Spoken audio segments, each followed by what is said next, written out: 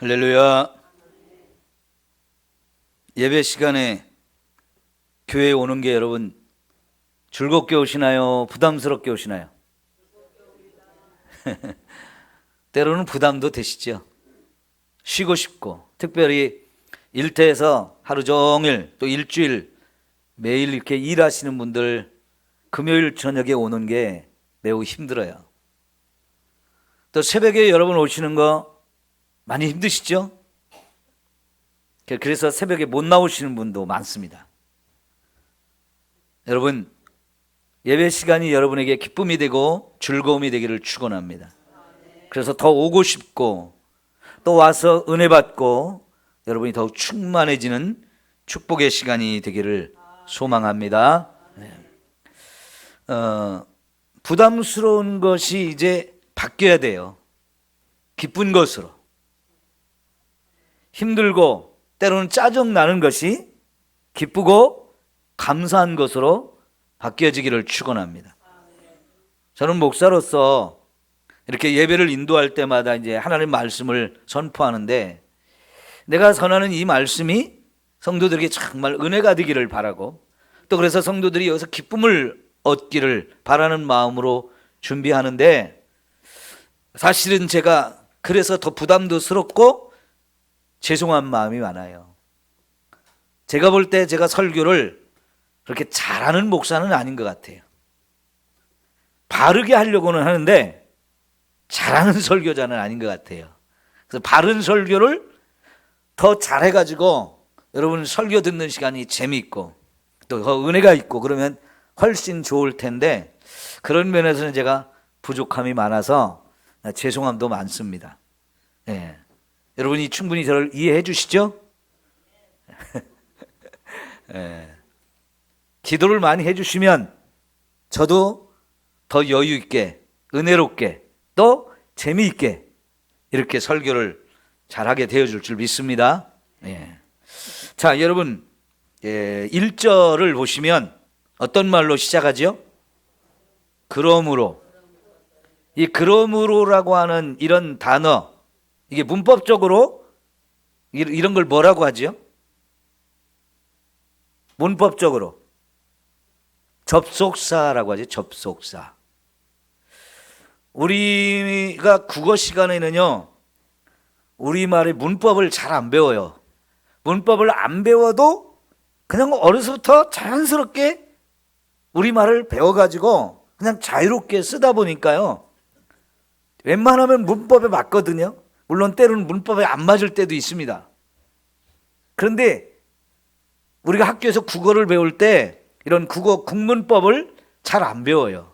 그런데 이제 국문학과를 가고 이러면은 그런 데에서는 우리 국문학의 문법적인 걸 많이 가르쳐요. 그러니까 아나운서들은요, 말을 할 때도 그 국어 국문법에 맞추어서 말을 해서 국민들이 그 말을 들으면서 그게 표준이기 때문에 그걸 잘 배우면 좋습니다.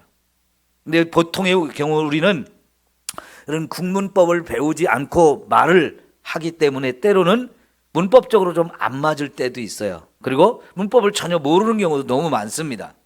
그러나 우리가 외국어를 배울 때는 문법 공부를 엄청 했어요. 특히 영어 공부할 때 사실은 문법 공부 그렇게 많이 할 필요가 없는데 그냥 외우면 더 좋은데, 영어 문장을 많이 외우면 그냥 자연스럽게 영어를 잘할 수 있는데, 시험을 보기 위해서 너무 문법 중심으로 공부를 하다 보니까 문법은 잘 알고 시험 점수도 좋은데 외국 사람하고 대화하려고 하면 하나도 못하지요.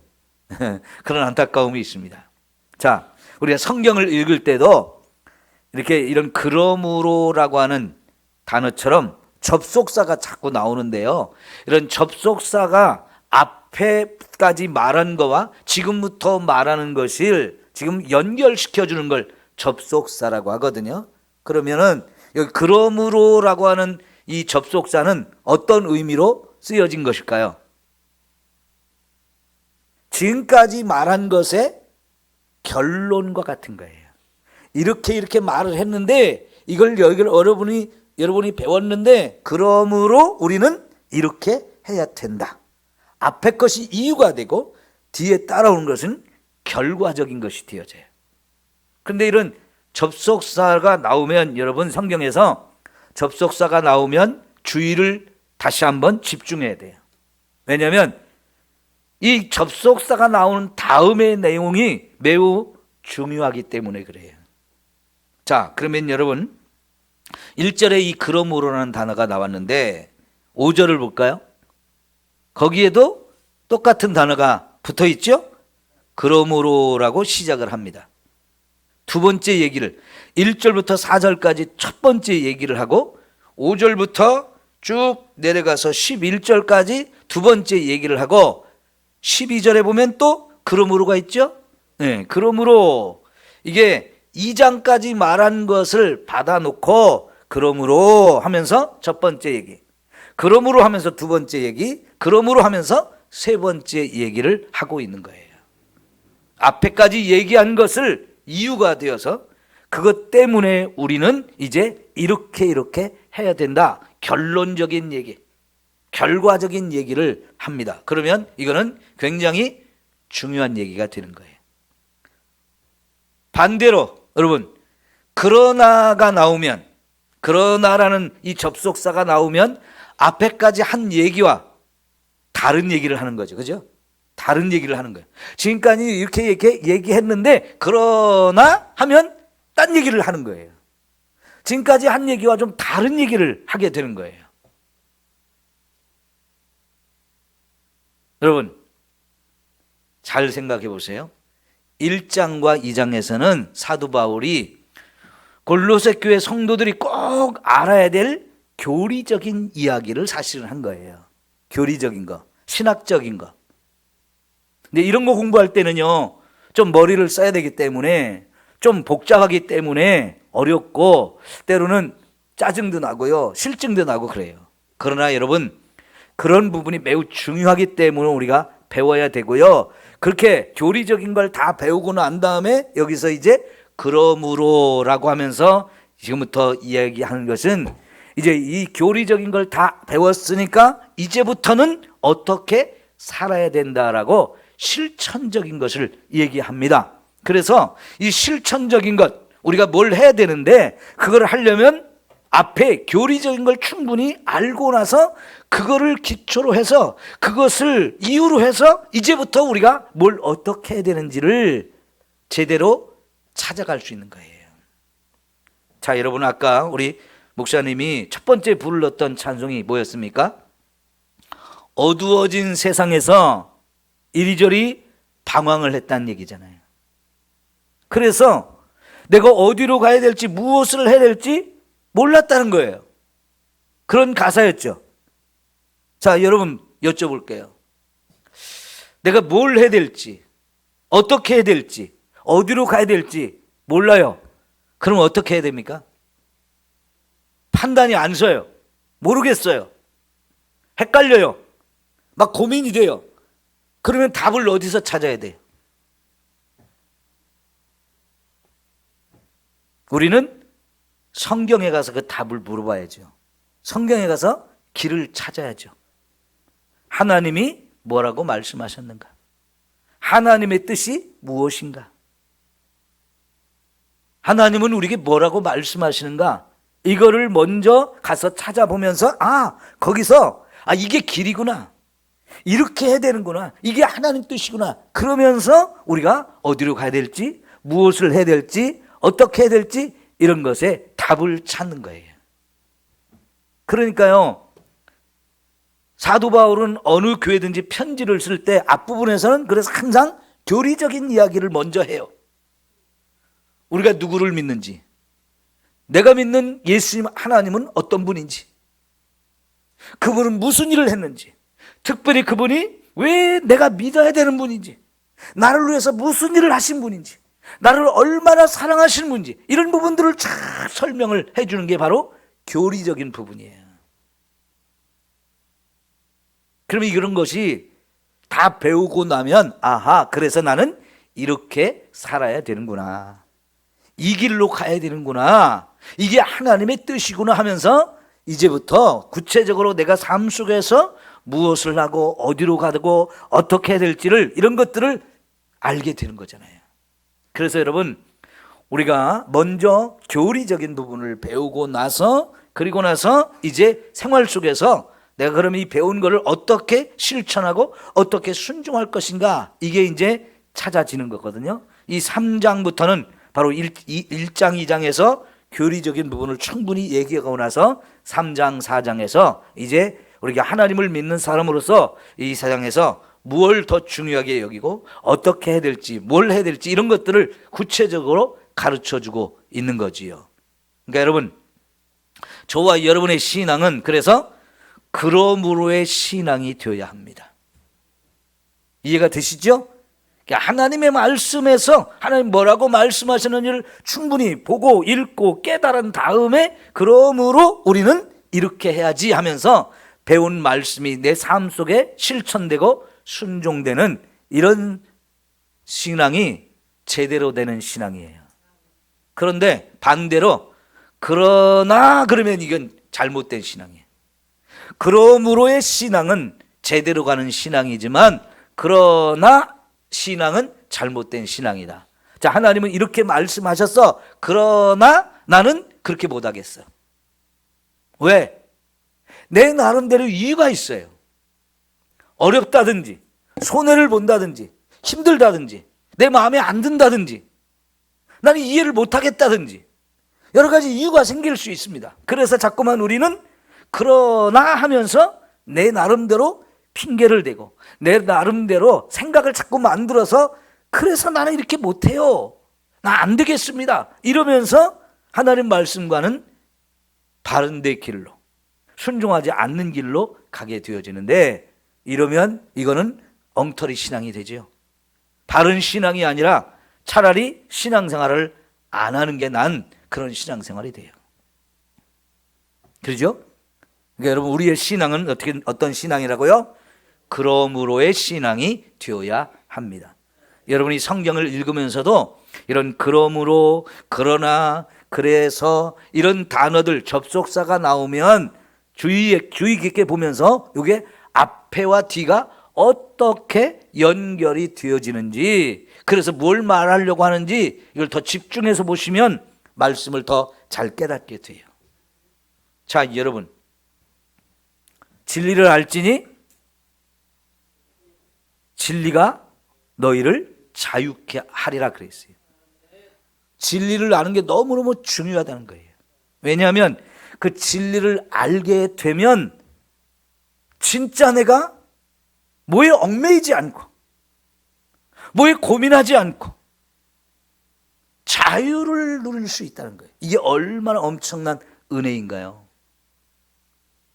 아까 말씀드린 대로 우리가 어둠 속에 있으면 어디가 길인지 알지 못해요.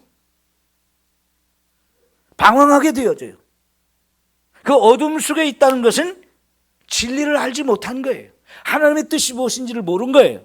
그러면 고민할 수밖에 없고, 그럼 답답하고요, 환장하겠다는 그런 생각이 막 들 때가 있어요. 뭘 어떻게 할지 모르는 그런 안타까운 상황들이 옵니다. 그런데 진리를 알게 되면 아하, 이거구나, 이렇게 하면 되겠구나, 이게 되니까요 이제 자유로운 거예요.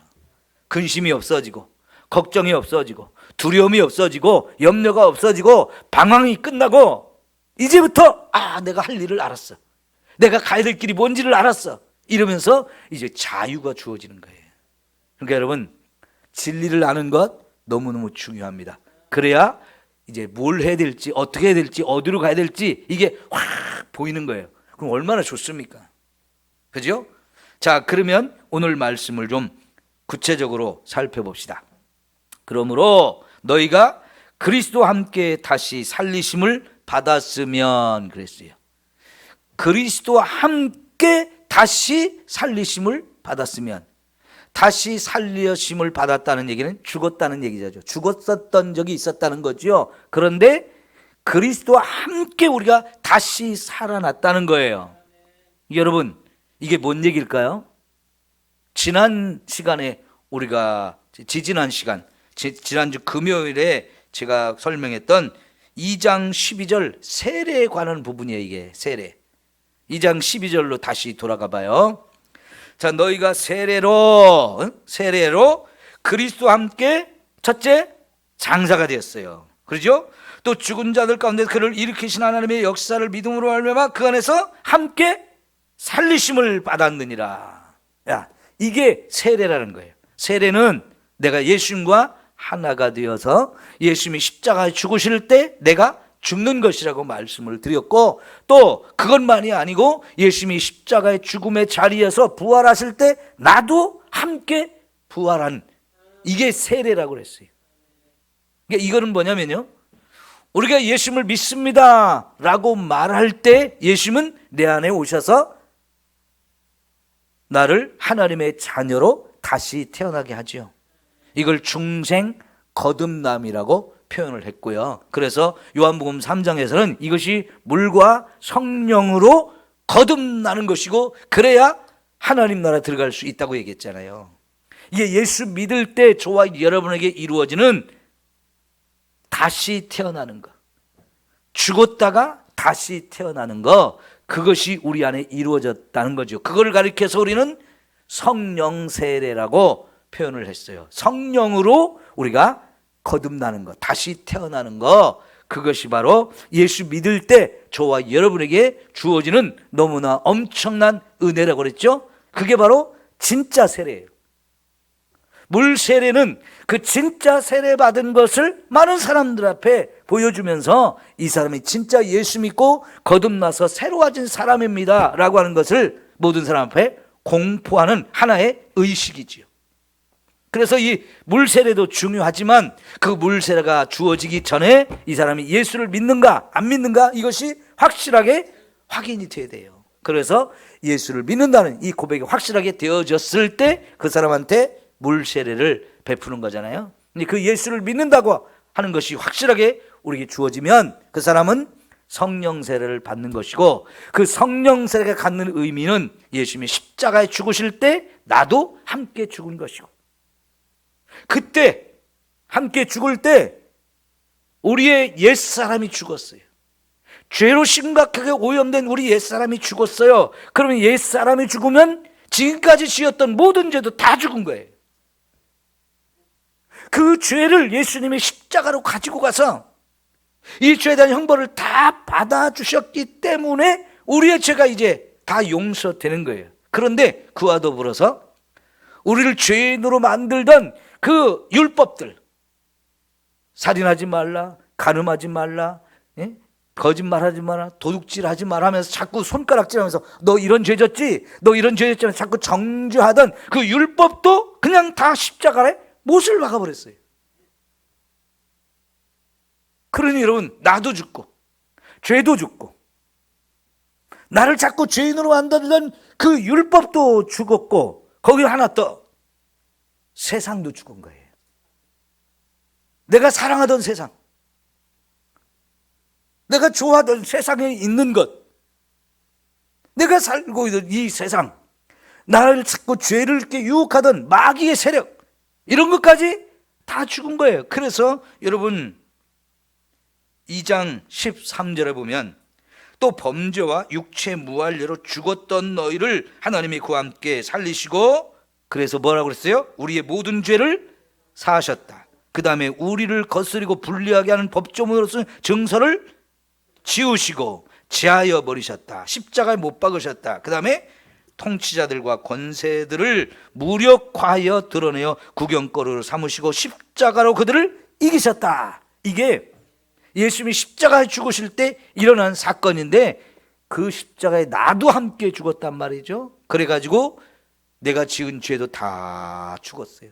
나도 죽었고 내가 지은 죄도 다 죽어서 죄 사함을 받았어요. 나를 자꾸 정죄하던 율법도 다 십자가에 못 박아버렸어요. 또 옆에서 자꾸 죄를 짓도록 미혹하던 권세와 통치자들, 이 영적 세력들, 마귀야, 그 졸개들인 귀신들, 요놈들인데요, 요놈들까지 다 십자가로 이기셨다는 거예요. 이게 얼마나 놀라운 은혜입니까? 엄청난 축복이죠. 자, 그런데 우리는 그렇게 죽은 것으로 끝난 사람이 아니에요. 죽어버렸고 그래서 끝났다면 지금 저와 여러분이 여기 없는 거예요. 그런데 2장 12절에 믿음으로 말미암아 그 안에서 함께 일으키심을 받았느니라. 살아났다는 거예요. 살아났다는 거예요. 그래서 3장 1절에서 지금 그 죽었다가 다시 살아난 것을 먼저 강조하잖아요.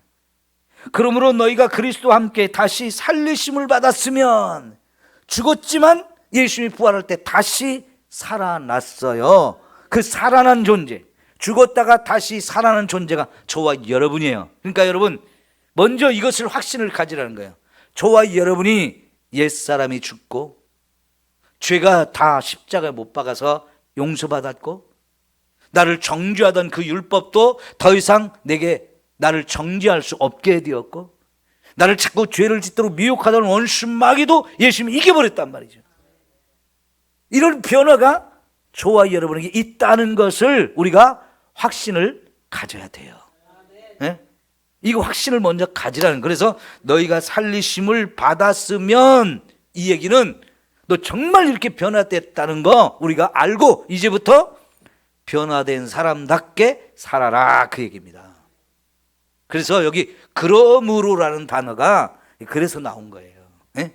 그러므로라는 단어, 지금까지 말한 것, 그것이 이제 이유가 되고 그것을 기초로 해서 이제부터는 우리가 어떻게 살아야 되느냐. 자, 첫 번째, 위의 것을 찾으라. 따라할까요? 위의 것을 찾으라. 여기서 말하는 위는 어디를 말하는 거예요? 예? 천국이요. 맞아요.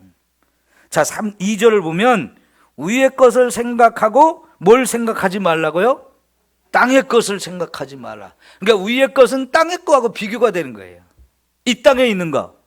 그럼 이 땅에 있는 것과 비교되는 위에 있는 거, 그거는 천국이라는 거죠. 천국.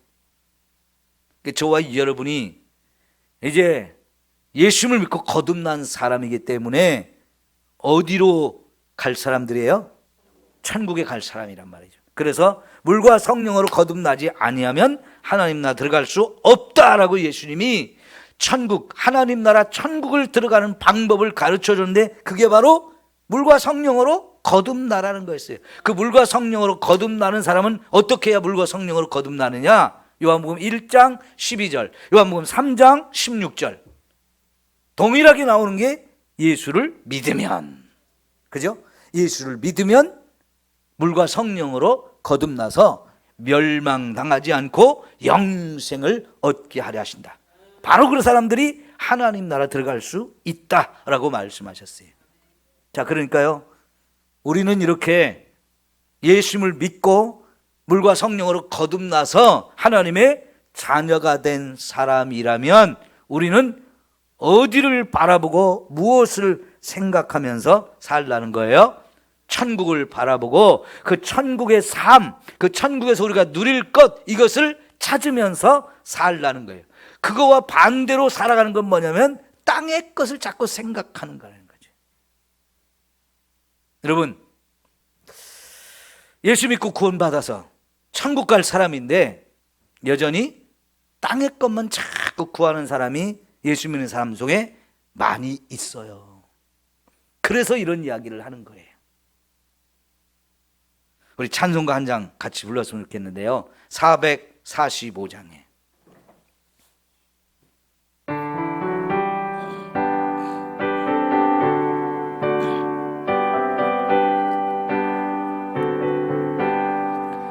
대산을 넘어 언곡에 가도 빛 가운데로 걸어가면 주께서 항상 지키시기로 약속한 말씀 변치 않네. 하늘의 영광, 하늘의 영광, 나의 맘속에 차고도 넘쳐 할렐루야를 힘차게 불러 영원히 주를 찬양하리. 보세요, 캄캄한 밤에 다닐지라도 빛 가운데서 걸어가면 주께서 항상 지키시기로 약속한 말씀 변치 않는다는 거예요. 여러분, 캄캄한 밤에 내가 어디로 가야 될지, 밤이니까 무섭고 두려워요. 뭘 해야 될지 모르겠어요. 그런데 천국을 바라보면서 하늘의 영광을 바라보면서 살면 그 태산을 넘어가는 그 험한 골짜기를 또 걸어가야 되는 상황 속에서도 할렐루야를 힘차게 부르면서 살아갈 수 있다 하는 거예요. 이게 하늘을 바라보고 사는 사람, 하늘의 영광을 보고 살아가는 사람의 삶의 모습입니다. 자, 그럼 2절 3절 더 불러봅시다. 캄캄한 밤에 다닐지라도 주께서 나의 길 되시고 나에게 밝은 빛이 되시니 길 잃어버릴 염려 없네. 하늘의 영광 하늘의 영광 나의 맘속에 차고도 넘쳐 할렐루야를 힘차게 불러 영원히 주를 찬양하리. 광명한 급이 마음에 받아 찬란한 천국 바라보고 할렐루야를 힘차게 불러 날마다 빛에 걸어가리. 하늘의 영광 하늘의 영광 나의 맘속에 차고도 넘쳐 할렐루야를 힘차게 불러 영원히 주를 찬양하리. 아멘. 여러분, 찬송가에 이런 가사, 이런 내용을 담은 찬송가가 참 많거든요. 태산을 넘어서 지금 헌곡을 걸어가는 상황이 있으면 얼마나 답답하고 힘들겠습니까? 그런데 그런 가운데서도 하늘의 소망을 두고 천국을 바라보고 그 천국에서 하나님이 저와 여러분에게 주실 그 어마어마한 축복과 은혜를 그리고 사랑을 누릴 것을 생각하면 이 땅에서 힘든 거 아무것도 아니죠. 견딜 수 있어요. 다 이길 수 있어요. 그런데 그 천국의 소망이 약해지면 죽는 게 두렵고요, 이 땅에서 가난한 게 화가 나고요, 내 마음대로 안 되는 거 속상하고요, 어려운 일 고난 당하는 거 못 참겠고요, 에이 짜증나서 이제 더 이상 신앙생활 못 하겠어, 이렇게 되기가 쉽거든요. 근데 여러분, 그거 어떻게 된다고요? 이 또한 지나가리라 하면 되는 거예요. 예? 이거 이 땅에서 고난 당하는 거, 이 땅에서 무시당하고 슬픔 당하는 거, 이 땅에서 어려운 거 영원하지 않아요. 시간이 지나면 다 해결됩니다. 여러분, 우리가 일본의 나라를 빼앗기고 36년 동안 정말 고난을 많이 겪었고 수많은 사람이 죽었지만 여러분, 36년에 그게 끝났어요. 그러죠? 그리고 안타깝게도 6.25 전쟁이 또 일어나서 막 더 많은 사람이 죽고 완전히 다 파괴가 되고, 전에는 일본 사람한테 그렇게 당했지만은 이번엔 같은 민족끼리 싸워가지고 막 너무나 모든 게 다 부서지고 다 끝나버리는 이런 상황이 왔었는데, 여러분, 그게 끝이 아니었죠?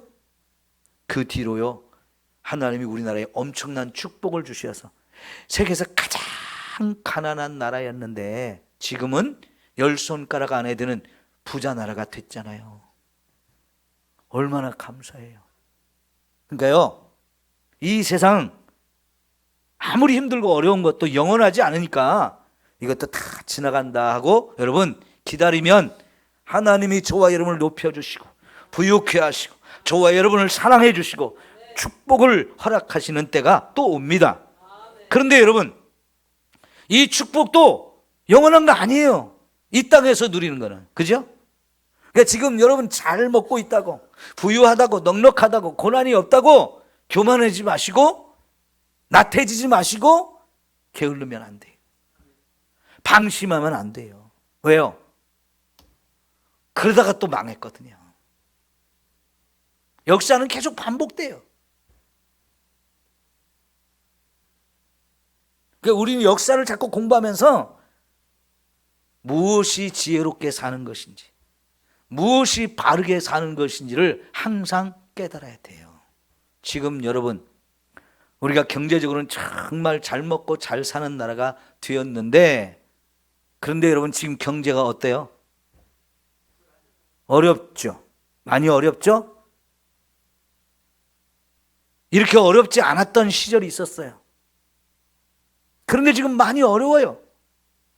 근데 지금 당장의 이 경제적인 어려움이 쉽게 해결될 것 같지는 않아요. 배추가 한 포기에 뭐 만 얼마가 되고 그런다고 하지만 김장철 지나면 배추값도 괜찮아요. 그죠? 지금 잠깐 배추 사가지고 김장할 거 생각하니까 좀 머리도 아프고 또 화도 나고 그러지만 여러분 또 지나가요. 예? 골치 아플 거 없어요? 안 먹으면 돼요? 자, 그런데요, 지금 우리 경제도 어렵고요, 여자 관계도 참 맨날 싸워가지고 저것들 왜 저래 짜증도 나고, 좀 여야가 힘이 좀 합해져가지고 나라를 살리고 민생을 좀 잘 살펴서 이 어려울 때 좀 우리가 힘을 얻어서 이렇게 살아갈 수 있도록 정치를 그렇게 하면 참 좋겠는데, 맨날 못 잡아먹어서 난리야. 서로 욕하고 비난하고 네가 못했다 너가 못했다 서로 욕하고 그러는데, 참 우리 별로 소망을 거기서 못 느끼죠. 세계도 지금 곳곳에서 전쟁으로 막 힘들어요. 그것 때문에 물가도 불안하고요, 경제도 활성화가 안 되고요, 미국하고 중국하고 막 고민하고 갈등을 겪다 보니까 우리가 중국에 이 넓은 시장에 물건을 마음껏 못 팔잖아요. 그러니까 우리 경제가 막 살아나지 않잖아요. 근데 자연재해는 또 자꾸 일어난단 말이죠. 에? 올여름에 이렇게 지금까지도 더운 거, 오늘 밤에도 잠을 편하게 잘 수 있을지 모르겠어요. 요새도 저는 자기 전에는 에어컨을 틀어야 자요. 새벽 되면 좀 시원해지는데, 지금이 내일 모레 이제 10월 달 되는데요, 그죠? 10월 달 되는데도 아직도 밤에 에어컨을 틀어야 잠을 잔단 말이에요. 이 기후가 자꾸 이렇게 변동이 돼가지고, 그래서 배추도 안 되는 거고, 예? 거기다가요, 올 겨울에도 또 어떤 질병이 우리를 괴롭힐지 이거 예측을 못 하고 있어요. 그러면 또 온 나라가, 전 세계가 또 어려움을 겪어야 되는데 이것도 지금 안전이 보장되지 않잖아요. 옛날에 그렇게 잘 나가던 삼성전자가 요새 힘을 못 쓰잖아요. 삼성전자가 힘을 못 쓰니까 우리 경제가 힘을 못 써요. 근데 삼성뿐만 아니라 SK, LG 이런 대기업들, 현대자동차는 그나마 조금 버티는데, 기업들이 대기업들이 힘을 못 쓰니까 세금도 잘 안 거쳤다고 그랬잖아요.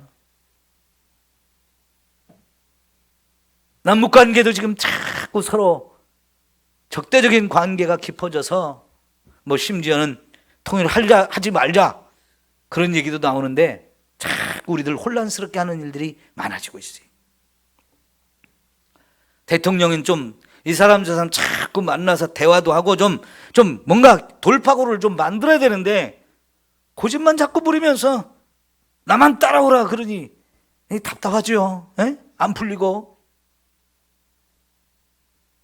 지금 우리나라 전체적으로 많은 위기가 왔어요. 거기다가 한국 교회도 지금 자꾸 추락하고 있어요. 근데 그 교회를 세상이 이제 무시하고 짓밟아요. 제대로 신앙생활하는 사람 기독교 탈레반이라고 욕을 해요. 무시를 해요.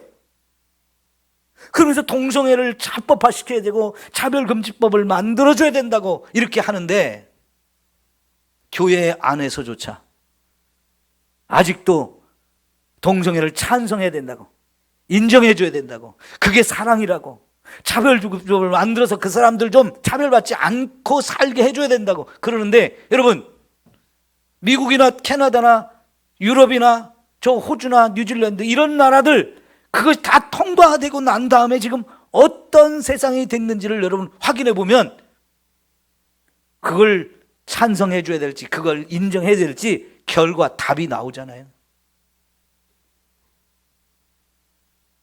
합법화를 시켜서 차별금지법을 만들고 평등법을 만들고 동성애 얼마든지 인정해준 세상이 유럽이, 미국이, 캐나다가, 호주와 뉴질랜드가 지금 어떻게 나라가 그 법이 만들어지는 후에 엄청나게 변했는지를 여러분 좀 여기저기 유튜브나 인터넷 뉴스나 이런 걸 잘 검색해 보면요, 그 자료가 어마어마하게 나와요.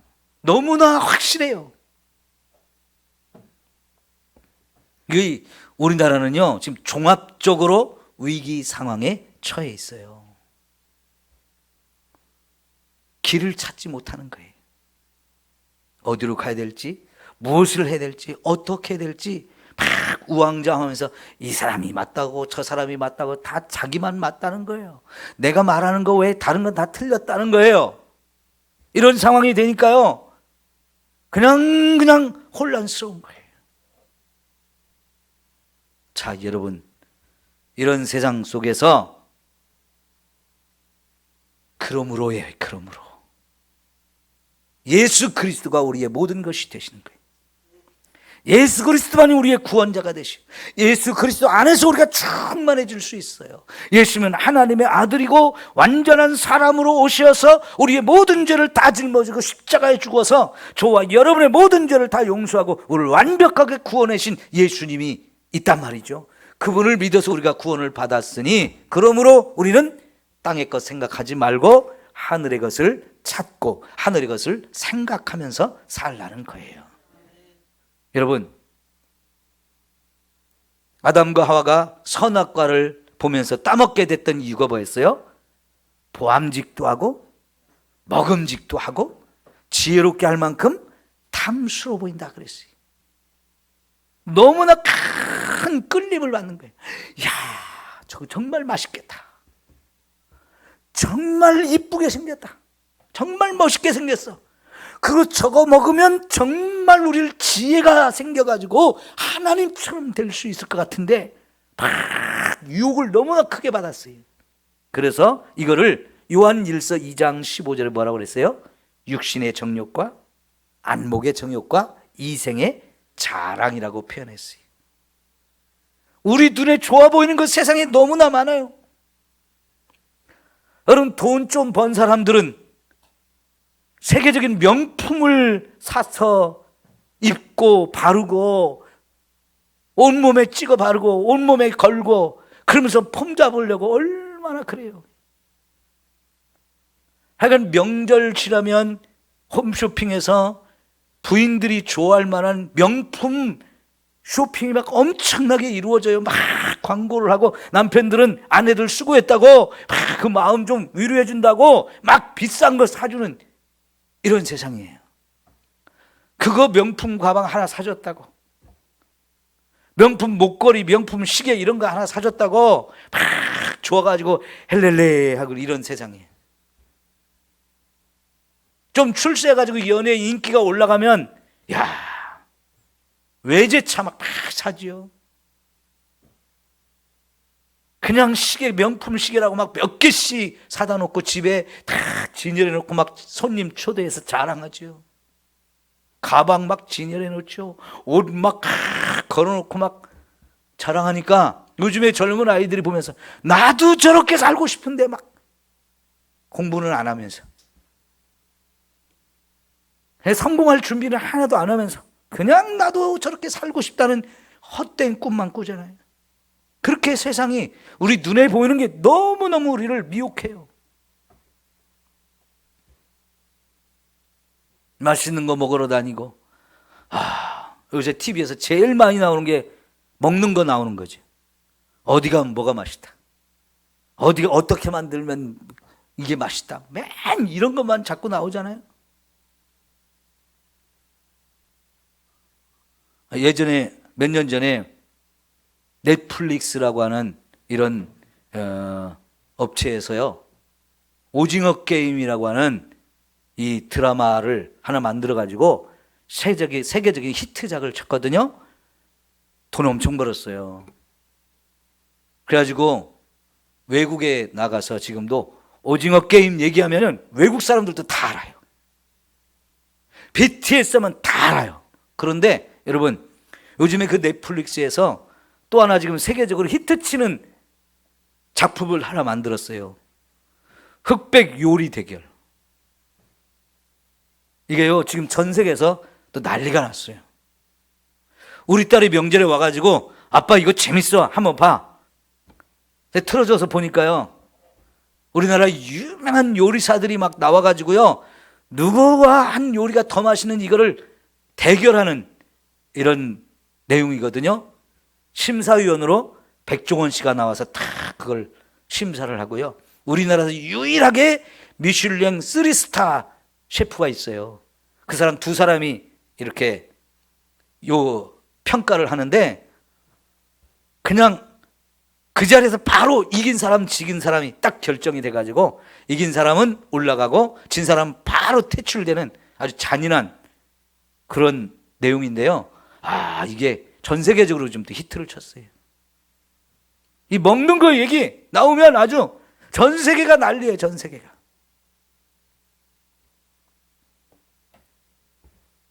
근데 여러분, 거기에 또 하나 진짜 사람들이 보는 걸로 가장 많이 유혹하는 게 뭔지 아세요?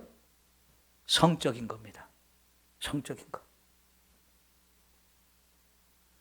저 한참 중고등학교 시절에 아주 인기 있는 잡지가 있었어요. 특히 남자들이 늘 사서 보는 잡지, 썬데이 서울. 여러분, 다 그런 잡지가 있었다는 거 아시죠?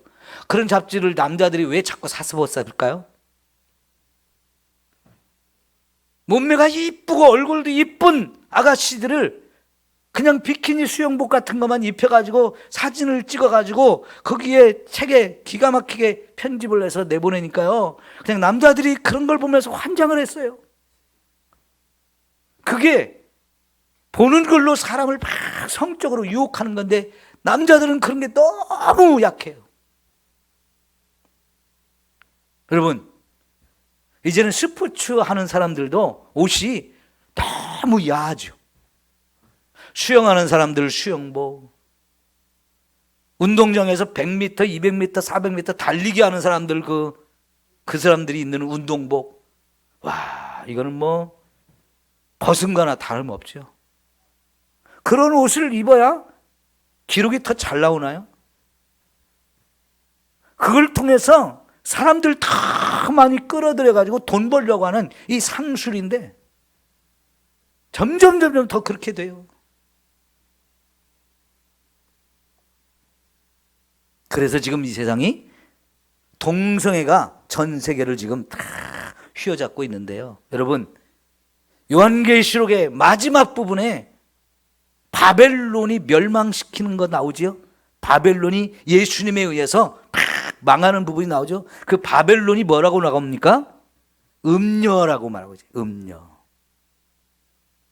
음녀가 돼가지고 온 세상의 왕들과 수많은 장사꾼들과 온 세상을 다 미혹해서 음행의 잔을 마시게 한다고 그랬어요. 근데 지금 세상이 그렇게 가고 있는 거잖아요.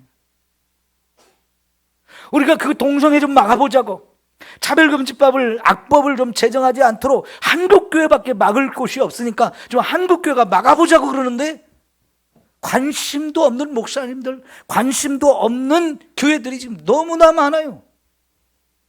100만 명이 모이자고 이번 가을에 각 교단 총회마다 교단에서 막 우리 거기 함께 참여하자고 성명서를 발표하고 같이 이제 우리 교단적으로 참여합시다, 이렇게 결의가 된 교단들이 많은데요, 아주 깜깜한 데가 여전히 많아요. 우리 교단 총회에서는요, 이번에도 동성애 반대하는 걸 좀 우리가 성명서로 좀 발표합시다 했는데 완전히 묵사발됐어요. 해마다 총회를 하면서 몇몇 사람들이 준비해가지고 갑자기 우리 성명서 발표합시다, 그렇게 해서 성명서를 만들어 오거든요. 몇몇 사람이 주동이 돼가지고 남들 모르게 자기들끼리 만들어 갖고 와서 이렇게 만들었는데 발표합시다 그러면 좋습니다 하고 박수 쳐주고 끝나는데요, 이번에 그런 걸 또 했어요. 그런데 동성애가 더 이상 우리 교단에서 이렇게 찬성하는 사람들 때문에 안 되니까 우리가 교단적으로 결의를 해서 우리 교단은 동성애를 반대합니다, 좀 선언서에 같이 넣어가지고 발표합시다 그랬더니 아예 묵살을 돼버렸어요. 그러니 여러분, 세상이 어떻게 가겠습니까? 온 세상이 육신의 정욕, 안목의 정욕, 이 생의 자랑으로 다 사람들이 미혹을 당하는데, 분명 오늘 말씀 뭐라 그래요? 땅의 것을 생각하지 말아라. 우리는 하늘의 것, 위에 있는 것을 찾아야 된다라고 말씀하셔요. 왜냐하면 세상에 있는 저와 여러분이 이 세상에 사는 동안에 먹을 것도 필요하고 마실 것도 필요하고 입을 것도 필요한데, 그것이 자꾸 우리의 마음을 뺏어가고 우리를 하늘을 보지 못하게 하고 세상에 있는 것이 전부인 것처럼 자꾸만 우리의 마음을 땅으로 끌어내리고 있기 때문에 그래요. 그런 세상에 살지만 저와 여러분은 이게 전부가 아니야. 이건 다 지나가. 이거 별거 아니야. 하늘의 것이 더 아름답고 그거는 영원한 것이고 주님이 우리를 위해서 예비하신 그거를 좀 우리가 바라보면서 살아야 된다고 하는데, 여러분 왜 그곳을 위의 것을 바라봐야 됩니까? 자, 다시 성경으로 돌아가세요. 3장 1절 중간에, 거기는 그리스도께서 하나님 우편에 앉아 계시느니라. 거기에 누가 계시다고요? 예수 그리스도께서 저와 여러분과 함께 죽었다가 저와 여러분과 함께 다시 살아나시면 우리도 살려준 그 예수님이 지금 천국에서 하나님 보좌 우편에 앉아 계시기 때문이라는 거예요. 이게 뭔 얘기일까요? 예수님이 거기 앉아서 뭐 하는가요? 하나님 보좌 우편에 예수님이 앉았다는 얘기가 뭔 얘기일까요? 예수님이 이 땅에 있을 때와는 전혀 비교되지 않는 이제 하나님 본래 모습으로 돌아갔다는 것이고요, 거기서 지극히 영광스러운 모습으로 있다는 것이고요, 거기서 지금 온 세상을 통치하고 계시다는 거예요. 예? 예수님이 통치하고 계셔요. 그 통치가 아직은 이 땅에 완벽하게 이루어지지 않았지만 이미 예수님은 하나님 보좌 우편에 앉아서 사람으로 오셨던 이거 다 내려놓고 이제 완전히 하나님의 모습으로 본래 모습으로 돌아가셨고, 거기서 하나님의 그 영광스러운 자리에 앉아 계시고 왕으로서 통치하고 계신다는 뜻이에요.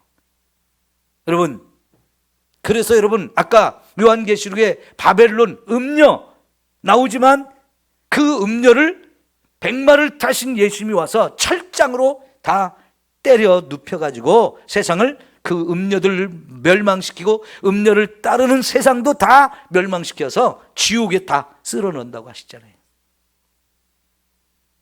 그러면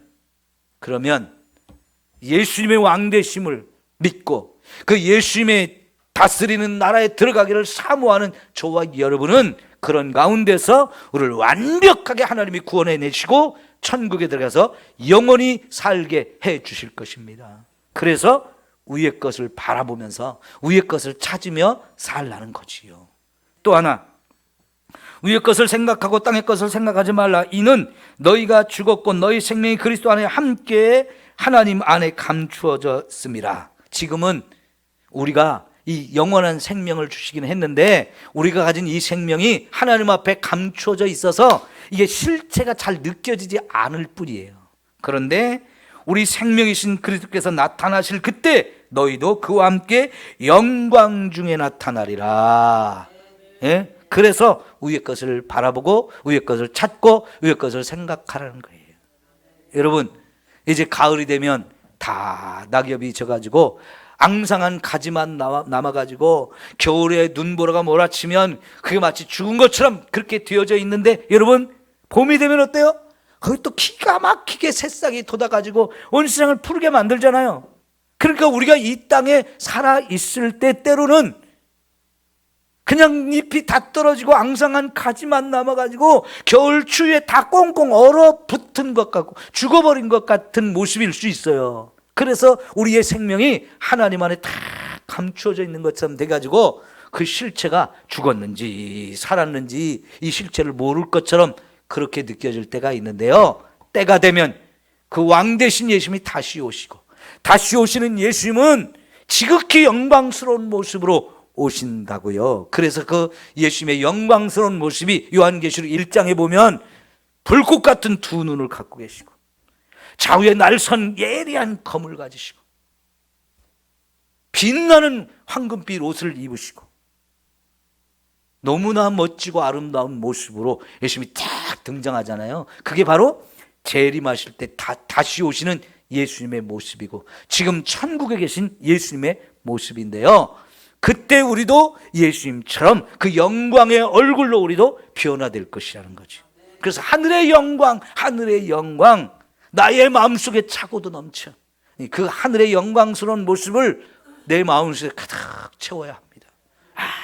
주님이 나를 이렇게 영광스럽게 천국에 들어갈 때 우리 영접해 주시고 완전히 예수님의 가장 아름다운 모습으로 나도 변화시켜 주시며 이 땅에서 누려보지 못한 그 어마어마한 축복을 마음껏 누리며 살 수 있는 그 천국이 우리의 것으로 준비되어 있단 말이죠.